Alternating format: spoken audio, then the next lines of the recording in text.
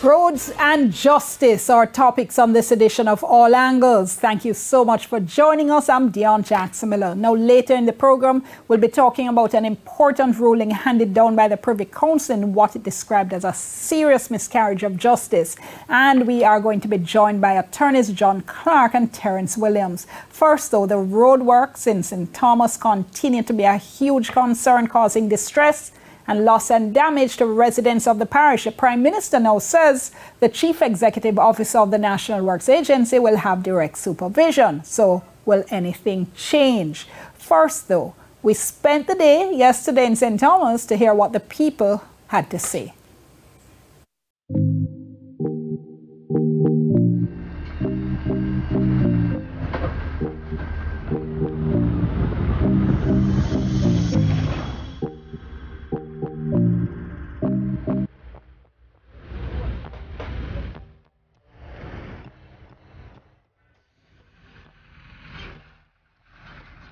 I see that your shop is right at the side of the road with all the construction going on. Tell me how it's been affecting you. Really bad. If there is a word beyond bad, then I don't know what to say, but the dust is really a nuisance. Sincerely, it is killing us. It's terrible. Tell me how you come in, you see dust, so tell me how it affects you in terms of your shop and your customers and everything. Real bad. I have to be dusting 3-4 times a week. And as often as you dust, as often. Whenever time you come in, you have to be dusting like 3-4 times a week or probably every day just to keep the thing looking appropriate. As you dust and you remove it and come back, you have to be dust again. So in order for you not to be prosecuted by the sanitary inspector, you have to be dusting on a daily basis. That's how terrible the dust is. And it's just not here, it's everywhere. It's along the thoroughfare, it's terrible. But you're right by the side of the road, so I can imagine there's a lot of dust. How you manage? I have to wet the road on a regular basis. Oh, regular? How much? Because we saw you wetting a little earlier. How often you do that? Like every half an hour. Every half hour? Yes, like every half hour. What happens if you don't wet? Dust kill us. We're having a hard time out this side, to be honest, because down to yesterday, my daughter, my 14-year-old daughter, she came to the shop and the truck passed and a lot of dust evaporate her face. A lot of dust came in her eye. And right now her eye is sick and swollen, the left eye. So I'm on my way right now to the pharmacy. We are truly affected by the dust and the water truck it hardly runs. What happens if you don't wet so often?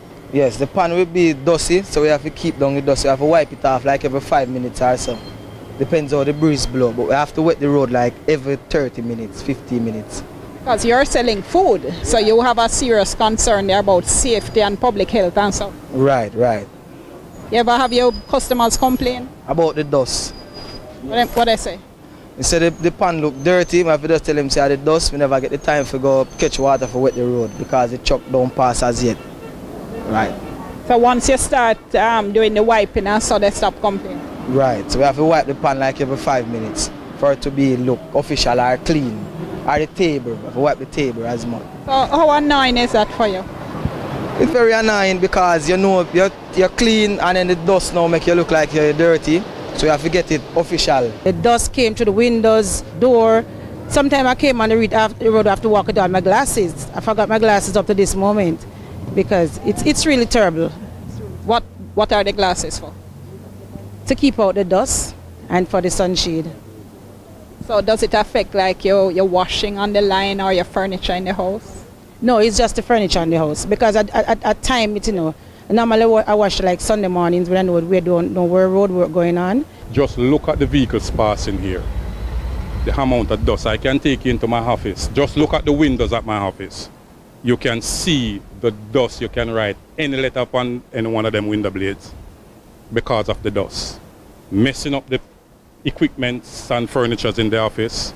And there are people who travel with sinus and all of those things. So if they have the truck to wet the road during the day, we will have a better going for the day. Everybody complains about the dust. The dust is just a nuisance. It's not just the shop, but the house as well. Even though I'm living a distance from the road, it's still a problem the same way. It doesn't matter, the dust is just terrible. And sometimes for 2-3 days the truck hasn't passed by and with the road. So for a moment that they tell you that you were coming, So they got down the road. So when I saw you, I said, okay, you sent out a little memo that you were passing through. So they make a little pass through and got down the road. But honestly, it's terrible. It looked like, what do you call it now, a cloud of smoke. Everything just dust right up. It doesn't make any sense to even clean the furniture because you say you clean it, so it dusts up back. You run a restaurant here in Yalos? Yes. Tell me how all this has been affecting you. The dust, it affects me a lot because throughout the day we have to be wiping, you know, and sometimes throughout the night the dust really stuff we up and all of that. So it really affects us. And sometimes them wet the road like maybe like 1 time or 2 times. As soon as the road wet, the dust up and way again. It's really hard, man. Right, so tell me first, you say at nights. What happens at nights, you say? You get stuffy, you know, like when you feel like you catch a flu or so.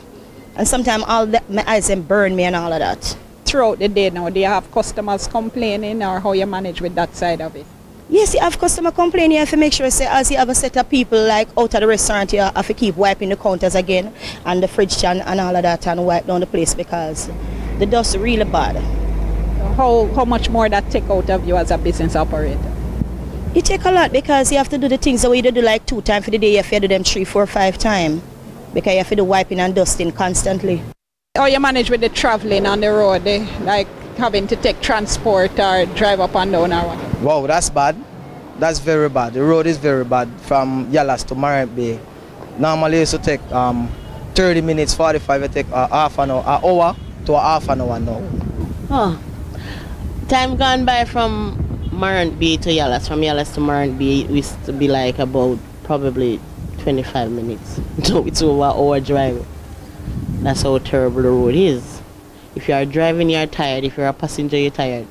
The roads can be somewhat tricky at times, but we definitely understand that it is something for the better, being a resident of St. Thomas, because I live right up the road up there.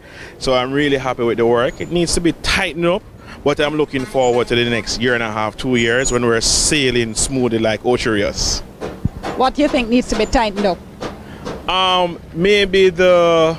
Maybe just the work, maybe just need to go a little quicker. That's it, but overall I think it's good. Last week Thursday, I have to change the 4 shocks them off of my car. Front end parts really give you a problem. And traveling, if you even have an emergency, then it take a lot of time. Because usually I could take 15 minutes from my house to reach at the restaurant in the morning. It take me like half an hour or more. Question I'm asking, who is going to compensate the taxi operators for the losses that they are going through on these bad roads? Tell me about the losses. In terms of the vehicle deteriorating, the amount of money that they have to spend to repair their front ends and to repair the vehicle at large. Because the road condition, it's bursting up the body of the cars. Actually, every 2 weeks you have to go to garage, and maybe some person will say, I'm wrong, every week they have to go to garage. Right? And I can tell you from a personal point, my private car that I drive, every minute me have to go to garage to repair the front end. And these taxi operators, they are carrying commuters, right? So they have the weight in the car. So it is going to have an effect on their front end and shocks. So they are going through a big loss. About a year or so ago, there was a whole lot of protests and demonstrations with people blocking the road and calling for the situation to be improved. Have you seen improvement over the past year or so? Just a little bit. Just a little. But just a little. Nothing further. Just a little. Going Kingston side is a bit better because obviously the Chinese are doing tremendous job down there. But for this side, I don't know what's going on. I honestly don't know what's going on for this side. This minute you see them dig it out. Next minute you see them try and smooth it off back. Next week again you see a different set of person come and do digging. So it's just to and from. And it's been a while now. There are a little improvements, not much. But we should be long past the stage that we are now. Right? The road work should be going much faster than this. We're suffering too long with this road condition. Which areas have improved and which areas along the road are still problem? Out by Roselle has a little improvement. down by Jamaica has a little improvement, right? Out by License have a little improvement, but from the rain the other day, I see where the road have been messed up a bit. I know it's not the proper paving has been done, but the road mash up since the rain the other day. But there are a little improvements. Which are the worst areas at this point?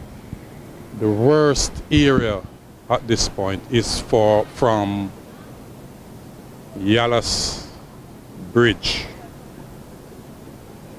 to Roselle. What would you say to the people in charge? Stay up the work, make the work go on, because for a little businessman, it's very bad.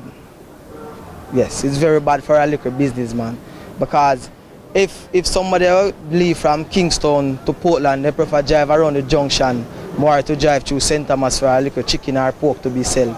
So it's kind of bad on that side. If these person that are coming is better than the previous person, then they are welcome with open arms, because we do need a road. If them have people who are not doing the job, then they need to change them. And I think they need to speed up the process of the road, because it is really affecting us. We hear the head of the NWA is going to be put in charge of completing the project. What would you say to him? I will tell him, just make sure that the road is done good and do it fast. Make sure that the road do good, but do it fast.